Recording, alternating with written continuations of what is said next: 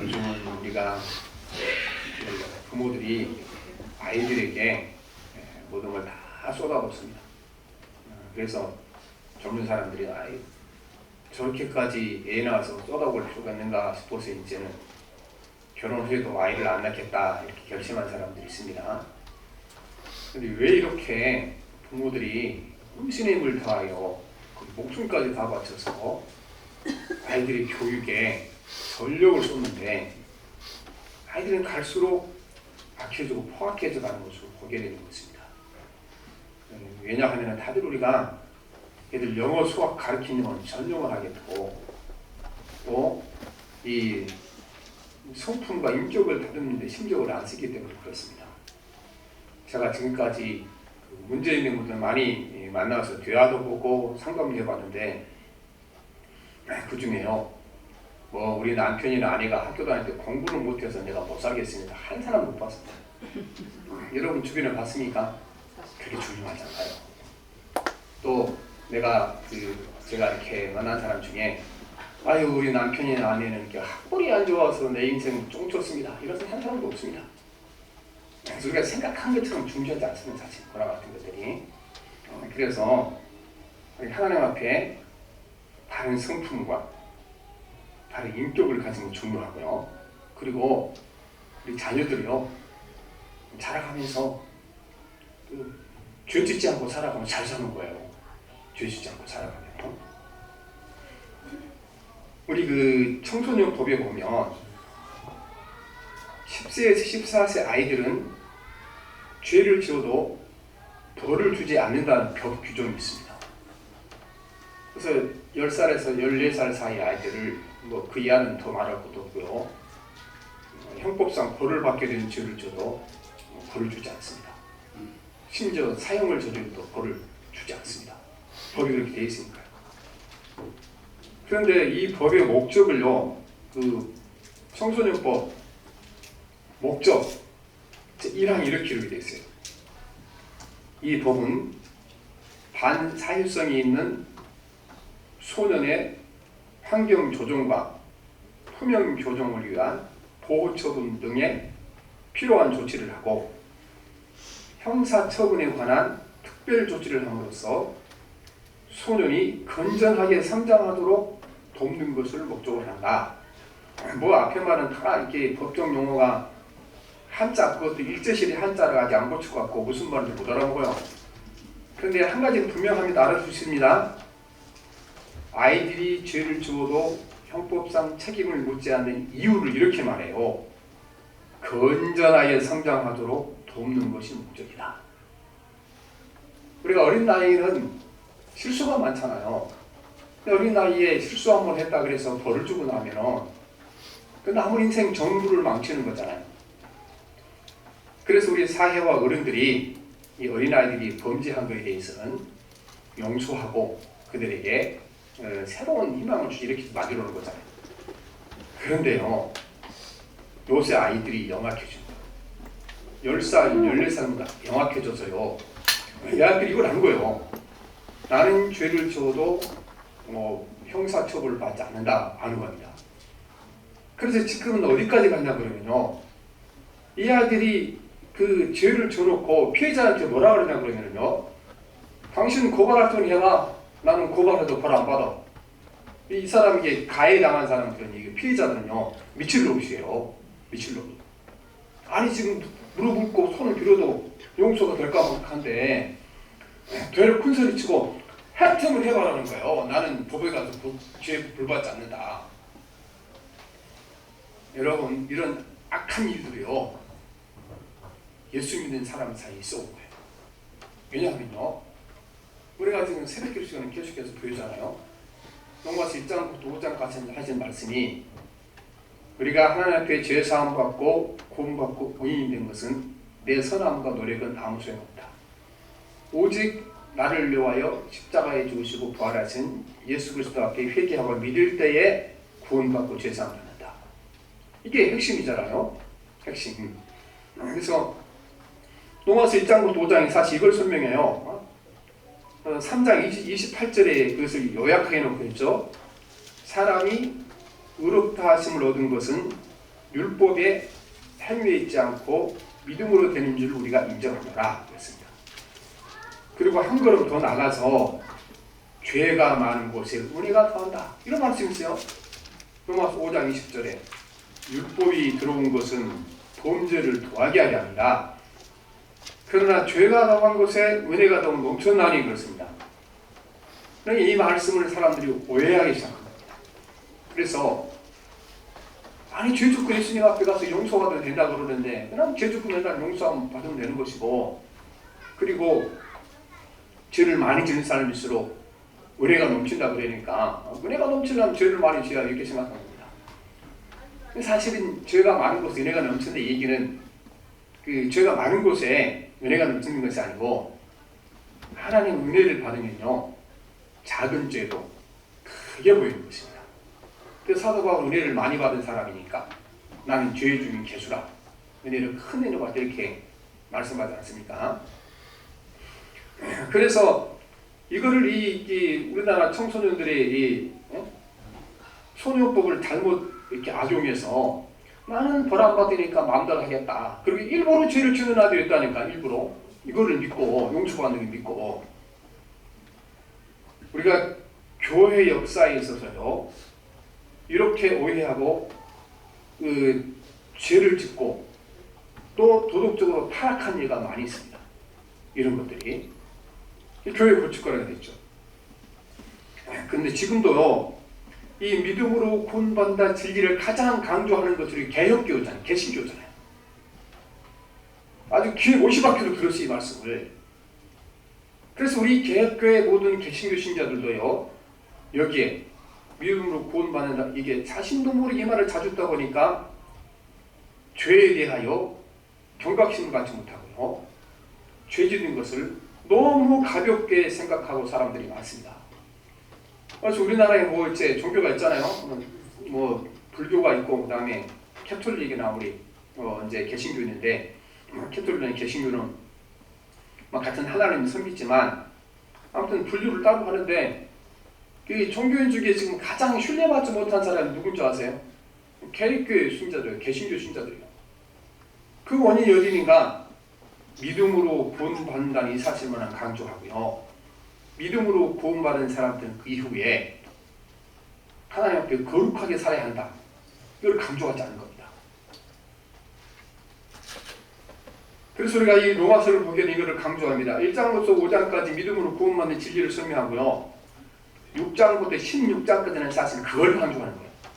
로마서에 아닌 거예요. 이렇게 믿음으로 구원받는다 이게 악용하게 되면은 얼마나 우리가 나쁘게 잘못된 길로 갈 것을 알게 된 것이니까 6장부터 16장까지는 믿음으로 구원받는 사람들은 이렇게 살아야 되는 걸 강조하는 것이죠. 그래서 6장은 이제 다윗성에 대하여 믿음으로 구원받는 사람들은 이전에 다르게 살아가야 한다. 7장은 이제 죄를 이기는 방법에 대하여, 8장은 그리스도 안에 된 사람은 죄에 대해 승리할 수 있다 말씀하시고, 나머지는 이제 역시 예수 그리스도는 어떻게 우리가 도덕적으로 살아가는지 말씀하는 것입니다. 그래서 사도 바울은 말씀합니다. 믿음으로 말미암아 구원받는 사람들, 이 사람들은 내가 회개하면 되고 또 죄를 많이 지으며 은혜를 크게 받으면 죄 짓자, 이렇게 이것을 악용한 사람이 있었는데 사도 바울이 절대로 그럴 수 없다. 예수 믿는 사람은 절대로 가서 회개하며 용서받고 또 죄를 많이 지는 사람일수록 은혜를 크게 받는다, 이것 오해해서 절대로 죄를 줄 수 없다고 말하는 것입니다. 그래서 오늘 로마서 6장 1절 2절 말씀이 그 말씀이죠. 같이 봅시다. 시작. 그런즉 우리가 무슨 말을 하리요? 은혜를 구하게 하려고 죄에 구하겠느냐? 그럴 수 없느니라. 죄에 대하여 죽은 누리가 없지 그 가운데 살려하는 것입니다. 단호하게 말하죠. 그래서는 안 된다. 그럴 수는 없다. 믿음으로 구원받았다 그래서 가서 회개하면 용서받는다 그래서 그걸 믿고 죄를 져서는 안 되는 거다. 그렇게 말씀하고 있는 것입니다. 하나님께서 그의 아들을 희생하시고 예수님이 자신의 생명을 주셔서 죄를 사해 주시고 우리를 구원해 주셨습니다. 이것은 우리에게 죄를 마음대로 지을 수 있는 자유를 주신 것이 아니고 앞으로 죄를 짓지 않고 살아가도록 우리에게 새로운 인생의 목표를 줬다는 것입니다. 그래서 분명히 우리나라 소년법하고 비슷하다는 것이, 소년에게 죄를 묻지 않은 이유를 뭐라 그랬습니까? 그 이후로 건전한 삶을 살아가도록 사회가 돕기 위하여, 어른들이 돕기 위하여 그들에게 형사 책임을 면한다는 것처럼 우리도 마찬가지예요. 주께서 죄를 용서하시고 사해주시고 하나님이 산 삼아 주신 것은 죄를 마음대로 지으라고 면허증 준 것이 아니고 앞으로는 주님 앞에 거룩하게 살아가라고 우리에게 새로운 목표를 주셨다는 것입니다. 이 의미를 에베소서 4장 21절에 보면요, 정확하게 다시 한번 우리에게 말씀합니다. 진리가 예수 안에 있는 것 같이 너희가 참으로 그에게서 듣고 또한 그 안에서 가르침을 받았을진데 너희는 유혹의 욕심을 따라 썩어져가는 구속을 따르는 옛사람을 벗어버리고 오직 너희의 심령이 새롭게 되어 하나님을 따라 의와 진리의 거룩함으로 지으심을 받은 새 사람을 입으라 말씀하십니다. 이제 예수님이 전에 있었던 옛날 생활은 버려야 한다. 예수님처럼 거룩하고 의로운 삶을 살아야 한다 말씀하십니다. 구원받는 하나님의 자녀들은요, 의도적으로 죄를 짓지 않습니다. 그러니까 우리가 내가 죄를 안 지으려 하지만 인간이 약하고 늘 부족하고 연약하기 때문에요, 안 지으려도 어쩔 수 없이 넘어지고 쓰러질 수밖에 없습니다.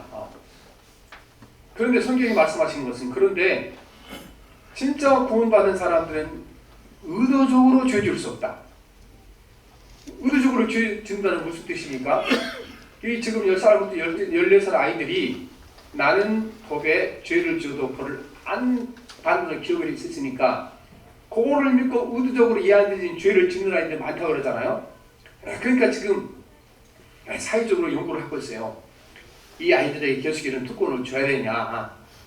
특권을 줘야죠. 그러니까 한두 아이들 때문에 그 어린 나이에 실수한 것 때문에 인생 전부를 망칠 수는 없잖아요. 그래서 우리도 마찬가지라는 겁니다. 내가 예수 믿고 믿음으로 나면 구원받고 죄사함 받고 새 삶을 얻었는데, 아니 또 가서 회개하면 될 것 아니냐? 이렇게 죄를 지은 것은 의도적으로 지은 거예요. 의도적으로. 그렇죠? 또 내가 죄 짓고 회개하자. 그런 식으로 의도적으로 죄를 질 수 없다는 건 예수 믿는 사람들은. 성경이 못을 박았어요. 연약하고 부족해서 넘어지고 쓰러질 때도 있지만은 내가 죄 짓고 용서받으면 되니까 또 죄 짓자. 이런 사람들은 진짜로 예수 믿는 사람이 아니다. 그래서 요한일서 3장 9절에 이렇게 말씀하십니다. 하나님께로부터 난 자마다 죄를 짓지 아니하나니 의도적으로 죄를 짓지 않는다는 겁니다. 이는 하나님의 씨가 그의 속에 거하며 그도 범죄하지 못하는 것은 하나님께로부터 났습니다. 본인이 죄 짓고 싶어도 못 준다는 겁니다. 왜냐? 내가 하나님께로부터 났으니까 의도적으로 죄 짓지 못하죠. 우리 삼손과 데릴라라는 오페라가 유명합니다. 우리는 잘 안 보는데 서양 사람들 거의 다 오페라를 다 보죠. 거기 보면요, 우리 성경에 보면 간단하게 나왔죠. 그냥 삼손이 데릴라에게 금방 넘어지면서 보이는데, 그 삼손이 데릴라에게 넘어지기 전까지 과정이 아주 상세하게 나와요. 막 머리를 막 쥐뜯으면서 이 삼손이 고민을 해요. 여자를 자꾸 유혹을 하고 막 이렇게 당신에서는 못 산다 막 그랬어 그러는 게. 그런데 결국은 어떻습니까? 이기려고 굉장히 노력하는 거예요, 삼손이. 그런데 결국은 이기지 못하고 넘어지게 되는 거죠. 그러니까 다 그렇게 되어 있습니다. 삼손이 그래서 의도적으로 죄인 것이 아니고 자기 연약함 때문에 넘어진 것이죠. 우리는 예수 믿고 하나님의 자녀가 된 사람들은요, 죄를 지어도 안 되고 짓고 싶어도 못 짓는 사람들입니다. 물론 이것은 우리가 의도적으로 지을 수 없다는 얘기죠. 그래서 오늘 말씀에, 오늘 이제 그 로마서 6장의 말씀에 보면 우리는 절대로 예수 믿고 나서 죄를 지을 수가 없다. 첫째는 세례를 받은 사람 때문에 죄 짓지 못한다 말합니다. 우리 3절 5절 말씀 봅시다. 시작. 무릇 그리스도 예수와 합하여 세례를 받은 우리는 그의 죽으신 심각하여 세례를 받은 줄을 알지 못하느냐. 그러면 우리가 그의 죽으심과 합하여 세례를 받음으로 그와 함께 장사되었나니 아버지의 영광으로 말미암아 그리스도를 죽은 자 가운데서 살리신 것 같이 우리도 또한 새 생명 가운데서 행하게 하려 합니다.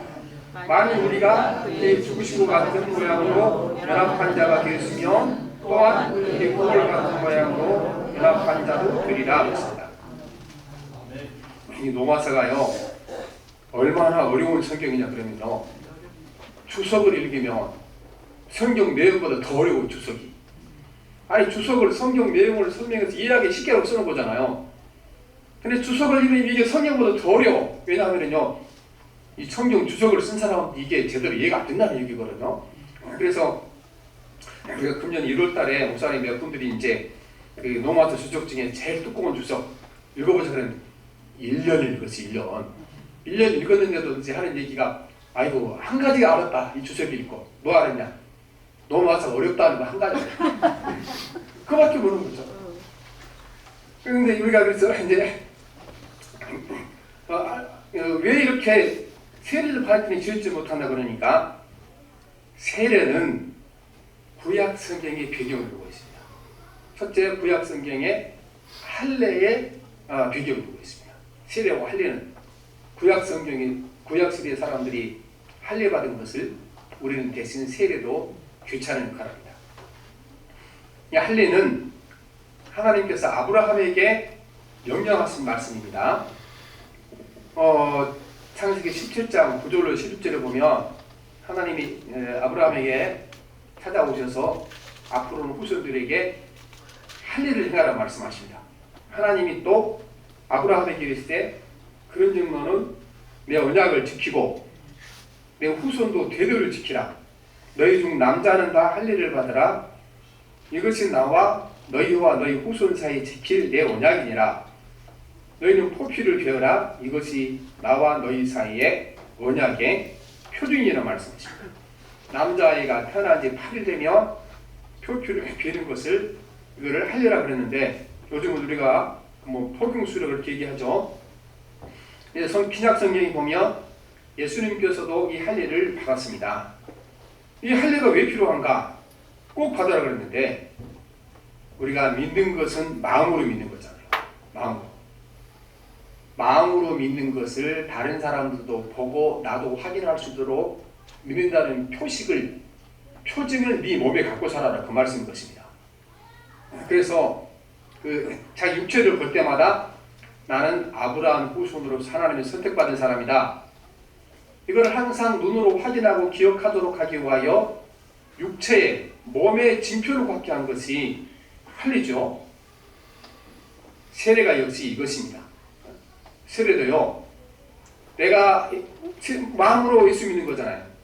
마음으로 예수 믿지만 내가 마음으로 예수 믿는 것을 다른 사람들에게 나는 예수 믿는 사람이 되었습니다.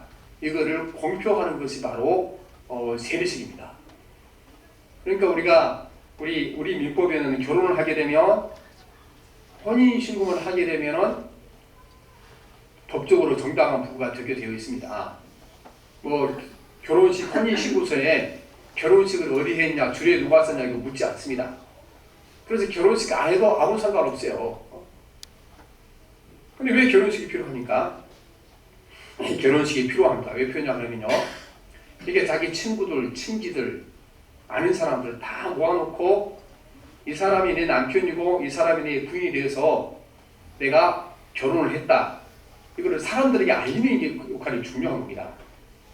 실제적으로 통계를 보고 나면요, 거기 결혼식을 하지 않고 법적으로 혼인신고만 하고 결혼을 하신 분들 이혼율이 훨씬 높습니다. 왜냐하면 이게 헤어지기가 편한 거예요. 어차피 결혼식은 남지도 알지도 않았는데 뭐 살다가 둘이만 살짝 헤어지면 끝나는 거잖아요. 그래서 공표하는 것이 중요하죠. 알리는 것이. 그래서 세례는 우리가 세상 사람들에게 내가 예수 믿는 사람이 있으면 알리를 원하죠. 성경은요, 내가 예수 믿는다는 사실을 감추라고 그랬습니까? 널리 알려서 퍼지라고 그랬습니까? 알리라고 그랬었어요.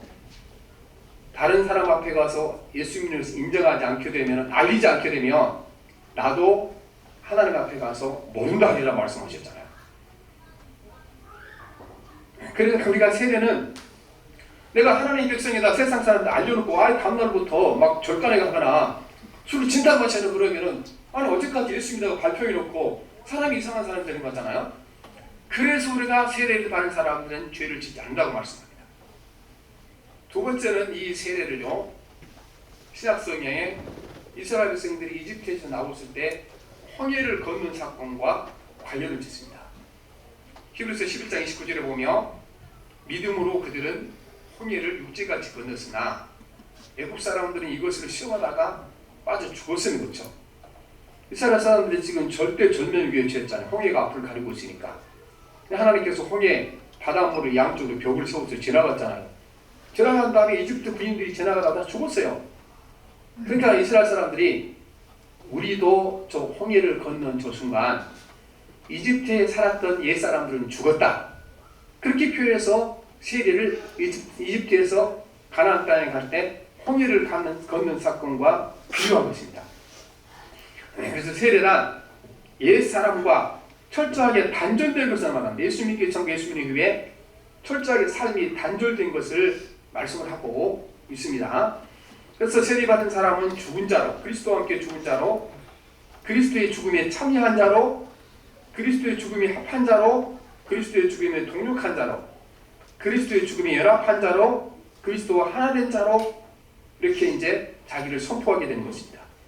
그래서 우리는 세례를 받은 사람들이다. 예수 믿는다고 세상에다 공포해놓고 그 다음에 홍해를 지나가고 홍해를 지나노하고 이전과 이후는 완전히 다른 삶을 살아야 되는데 예수 믿기 이전과 똑같이 살면 되냐. 그래서 죄를 지으면 안 된다 말씀하십니다. 둘째는 예수 안에 죽은 자들이기 때문에 죄를 줄 수 없다는 것입니다. 죽은 사람이 죄 진 거 맞냐? 죽은 사람이 죄 줄 수 없다는 것입니다. 예수님이 십자가에 죽으실 때 앞으로 예수 믿고 구원받을 모든 사람을 가슴에 안고 죽었다는 것입니다. 그래서 나는 지금 살아있지만 사실은 예수님이 십자가 죽으실 때 나도 예수님 안에서 죽었다. 이게 성경의 원리죠. 히브리서에 보면요, 아브라함이 멜기세덱이란 하늘에서 내려온 제사장을 만납니다. 이 제사장을 만날 때 아브라함이 제사장에게 11조를 드리죠. 11조를. 자기 동생 롯이 잡혀갔는데 잡아온 다음에 11조를 드립니다. 그런데 히브리서에 말씀하기를 그때 레위 지파 사람들이 제사장 지파 사람들이잖아요.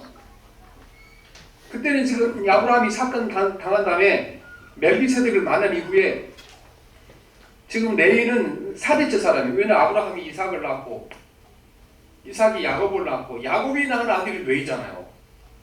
그런데 히브리서에 말씀하시기를 그때 아브라함이 이제 그 제사장 멜기세덱 제사장을 만났을 때 그때 이 레위도 아브라함의 허리 속에 들어있어도 그렇게 말하죠. 그래서 히브리서 7장 9절 10절에 보면 또한 10분의 1을 받는 레위도 아브라함으로 말미암아 10분의 1을 바쳤다 할 수 있나니, 이는 멜기세덱이 아브라함을 만날 때에 레위는 이미 자기 조상의 허리에 있었습니다 말씀하신 것입니다. 그래서 우리가 이런 이제 그 구약 성경의 바탕에서 사도 바울은 지금부터 뭐 2020 이거 3년이잖아요. 근데 요새 역법을 다 계산해 보게 되면은 한 3년 정도 차이가 나는 거죠. 우리 서기가 예수님이 태어나니부터 서기라고 그러잖아요. 사실상 한 2026년 되는 건데 2026년이니까 뭐 예수님께서 하여튼 2000년 전 돌아가셨잖아요. 2000년 전 예수님이 돌아가실 때 그때 우리도 죽은 거다. 그때. 그 말씀을 6절 7절에 말씀하신 거예요. 6절 7절을 봅시다. 시작. 우리가 알거니와 우리 옛사람이 예수와 함께 십자가에 못 박힌 것은 죄의 원이 죽어 다시 우리가 죄에게 죽음으로 가지 아니하게 하느니 이는 죽은 자가 죄에서 벗어나 의롭다 하심을 얻습니다 말씀하잖아요. 이때 예수님이 죽을 때 너도 죽었다 그렇게 얘기하는 것입니다. 너도 죽었다. 우리 옛 자아, 우리의 타락한 성품, 우리 옛 생활, 우리 부패한 성품, 우리의 죄악된 자아, 우리의 거듭나지 않은 성품, 우리의 죄악된 생활이 예수님이 십자가 줄 때 함께 죽었다고 말씀하시는 것입니다. 그래서 여러분 우리가 옛사람이 죽었다는 것은 무엇을 의미합니까? 이제는 우리는 우리의 욕망과 어떤 죄성에 의해서 영향을 받지는 않는다는 겁니다. 죽은 사람이 무슨 영향을 받습니까? 죽었다는 것은요, 가장 큰 특징은 반응하지 않는다는 겁니다. 반응하지 않아요. 아무리 높고 막 권력 있는 웃긴 사람도요, 무덤에 묻힌 다음에 거기 가서 막 욕해봐요. 아무도 안 일어나요. 그렇죠?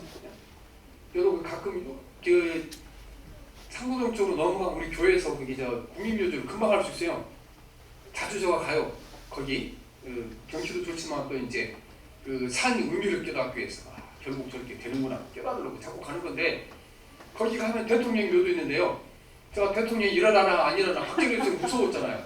이거 한번 해봤더니 안 일어나. 못 일어난 거예요. 그런 소리가요.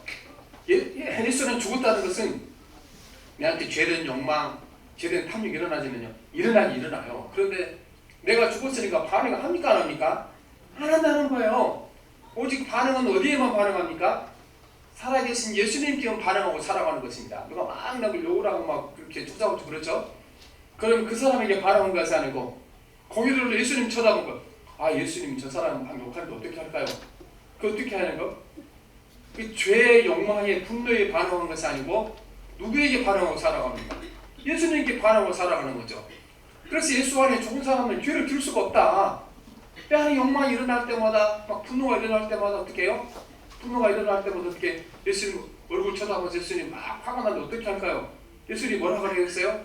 참아라 그러겠죠. 화내라 그러시겠어요? 그래서 우리가 예수 안에 죽은 사람들은 죄를 질 수 없다고 말씀하는 것입니다. 셋째는 우리가 영원토록 예수님과 함께 살기 때문에 죄를 져서는 안 되는 것입니다. 오늘 8절부터 11절 이 말씀을 설명합니다. 우리 성경 자체가 중요하니까 한번 봅시다. 만일 우리가 그리스도와 함께 죽었으며 또한 그와 함께 살 줄 믿으니 이미 그리스도께서 죽은 자 가운데서 살아나셨으니 다시 죽지 아니하시고 사망이 다시 그를 주장하지 못할 줄을 알리로다. 그가 죽으심은 죄에 대하여 단번에 죽으시며 그가 살아계시면 하나님께 대하여 살아계시니 이와 같이 너희도 너희 자신을 죄에 대하여 죽은 자요 그리스도 예수 안에서 하나님께 대하여 살인된 자로 여길지어다. 하나님께 대하여 살인된 자로 여길지어다 말씀하십니다. 자동차에다가 대개 보면은 농산물들 싣보죠. 과일이나 싣보도 아니라 이분들이 막 골목골목 다니는데 이분들한테 물건 잘못 살았다면 당합니다. 왜냐하면은요, 이분들은 팔고 가면 끝이에요. 그래서 집에 딱 왔더니 거쳐보니까 반질반질하고 마취소에서 집에 딱 열어봤더니 위에 한 줄만 살 깔아놓고 밑에 보니까 거기 막 상한 것도 있고 시드는 것도 있고, 그래서 이제 넣어봤더니 자동차 있어요 없어요? 없죠. 벌써 저 멀리 가고 없어요. 그러니까 반드시 자동차 장사를 전문적으로 하시는 분들이 이렇게 말합니다. 저는요 매주 이 시간에 여기 옵니다. 왜 그만한지 압니까? 반드시 자동차를 장사하시는 분들은 그 얘기 해야 돼요. 그래도 혹시 자동차를 장사할 생각은 그 얘기 반드시 하셔야 돼요. 다음 주에 또 와야 사람들이 안 속이죠. 한 번 하고 가면 속이죠. 이 원리력이 중요한 겁니다. 우리가 앞으로 주님과 함께 부활하여서 영원히 주님과 함께 살 것이고, 또 땅에 살아가는 동안 우리가 주님과 동행하는 삶을 사는데 죄를 짓고 어떻게 우리 예수님 얼굴을 보겠냐? 어떻게 주님 앞에 얼굴을 내밀 수 있겠냐?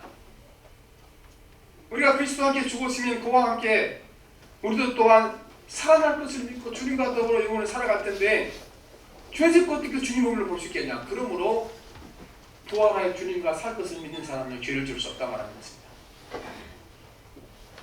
옛날에 지금 이제 한 70, 80, 90세까지 다 되셨죠? 돌아가신 분 많으니까. 거기 우리나라 어려울 때요, 중도에 가서 돈 버는 분들이 많았어요. 그게 우리나라 임기국시 셌으니까 그렇죠. 그래서 사실은 그분들이 벌어온 달러하고 이만큼 일어난 거예요. 그렇죠? 우리나라가 포항대첩 같은 설비를 몰수로 사와요. 우리나라 돈 100날 기미로 봤자 아무도 안 받아줘요. 달러를 줘야 팔아요. 달러 어디서 벌어왔죠 우리나라 사람들이? 중동에서 달러 벌어 그 돈으로 사온 거예요. 그 돈으로 사다가 황제초를 만들고 그 다음에 경부속도를 만드는 옛날 우리나라에서 쓰는 포크레인 어떻게 만들었어요? 그 돈으로 포크레인도 사오고 다 해서 만드는 거 아니겠습니까?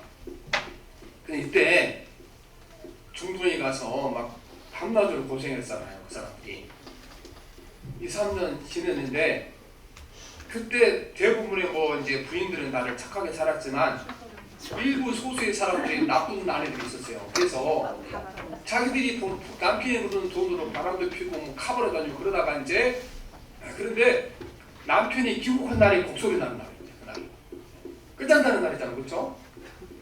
그런데 지금 사도가 그 얘기하는 거예요. 지금 그래서 너무 어렵게 사도 노마스 보면 이해가 안 된다 그랬죠? 그 얘기하는 겁니다. 세상에 예수 믿나 그래놓고 나쁜 짓만 다 하고 아니 예수 믿나 그래놓고 믿음으로 구원받는 그 진리를 잘못 이해해서 죄질 끝하고 세상 사람들한테 예수님 욕 실컷 먹여놓고 내가 무슨 낯잡고 예수님 교회래? 무슨 낯잡고 예수님을 천국에 살 거냐? 그거를 아는 사람들은 절대로 죄를 줄 수 없다는 것입니다. 그래서 우리는 하나님의 자녀들은 믿음으로만 구원받지만은요 이것 때문에 죄를 짓지 않고 이것 때문에 더 선하게 더 주님의 거룩한 신부로 살아가는 것입니다. 그래서 우리가 주님 이 땅을 배울 때 거룩한 신부로 주님을 맞이하기 위해서는 거룩하게 살아가야 되잖아. 그러므로 죄를 수 없다는 것입니다. 오늘 우리는 믿음으로 구원 얻는다. 이 진리를 두 배로 더 강조하고 있는 무엇입니까? 믿음으로 구원받는 사람들은 어떻게 해야 됩니까? 믿음으로 구원받는 사람들은 하나님 앞에 죄를 좀 없는 사람입니다. 거룩한 신부로 살아간다. 이제 우리가 이 진리를 우리 특별히 개신교 교회 교인들이 결심히 할 때가 왔다는 것입니다. 이거 바쁘지 않게 되면 우리 교회 변화가 되지 않습니다. 아니 이제 요즘은 들어보면요 목사님들도 예수 믿는 사람 안 믿는데 세상 이러도 어디 있어요? 교회 듣는 교회 있잖아요. 그래서 이렇게 교회 건축하는 분들을 만나보게 되면 대부분 무슨 말 하냐면 장로 건축자들한테 절대로 교회 맡기지 마라. 건축 맡기지 마라. 시켜보니까 더 이 사람들이 부정기 받다라는 거예요. 아니 이래서 우리가 무슨 전도가 되겠습니까? 이래서. 그래서 우리가 이제 믿음으로 하면 구원받는 사람들은 죄를 줄 수 없는 사람들. 그리스도의 순결한 신부로 정말 진실되고 성실하고 정직하게 하나님 앞에 우리가 신실한 살아간다. 그래서 우리가 믿음으로 구원받는 사람은 우리는 죄를 써도 안 된다. 우리는 세례받은 사람들이다. 예수 안에 죽은 사람들이다. 장차 거룩한 주님을 뵙고 영원히 함께 살아갈 사람입니다. 어떻게 그렇게 죄를 줄 수 있냐? 사도 바울처럼 그럴 수 없느니라. 절대로 그래서 안 된다. 이런 확신 가지고 살아갈 때 우리를 통한 그리스도의 향기가 드러날 것이고 이제 전도의 문이 막힌 우리 한국교회 전도의 문이 다시 열리는 놀라운 역사가 일어나기를 좀 믿습니다. 아멘. 살아계신 하나님 아버지, 우리 가운데 죄성이 우리가 너무 악해서 믿음으로 말미암아 구원받도록 하시기 위하여 하나님 아버지께서는 아들을 희생하셨고 예수님께 십자가에 역경을 지으시고 고난 가운데 죽으셔서 구원받은 사람들은 주의 말씀대로 살기 위해 목숨을 내놓아야 되는데 우리가 예수 믿고 난 뒤에 의롭게 사는데 정직하게 사는데 신실하게 사는데 하나님 무심하게 살아왔으며 죄를 너무 가볍게 여기고 살아왔습니다. 이제 저희 한 사람 한 사람부터 믿음으로 구원받는 사람들은 의롭게 순결한 예수님의 신부로 살아가는 사실을 기억하게 도와주시고 우리를 통하여 그리스도의 향기가 온 세상에 전해지게 도와주옵소서. 예수님 이름으로 기도합니다. 아멘. 우리 149장 찬송합니다.